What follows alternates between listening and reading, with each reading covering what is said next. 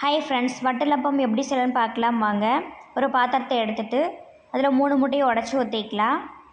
Whisk வச்சு நல்லா mix பண்ணி விட்டுக்கலாம். நுர வர வரைக்கும் நல்லா மிக்ஸ் பண்ணிவிட்டு 1 கப் திக்கான தேங்காய் பால் சேர்த்துக்கலாம். 1 டீஸ்பூன் ஏலக்காய் தூள் சேர்த்துட்டு 1 கப் உடச்ச வெல்லம் சேர்த்துக்கலாம். விக்ஸு வச்சு நல்லா மிக்ஸ் பண்ணிக்கலாம்.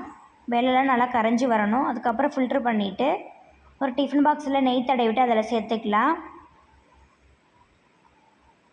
டிஃபன் பாக்ஸ் மூடி போட்டுட்டு ஸ்டவ் ஆன் பண்ணி கடையை வச்சுக்கலாம். 2 டம்ளர் தண்ணி ஊற்றிட்டு ஸ்டாண்ட் வச்சுட்டு டிஃபன் பாக்ஸ் எடுத்து வச்சு மூடி போட்டு 20 நிமிஷம் நல்லா வேக வச்சுக்கலாம்.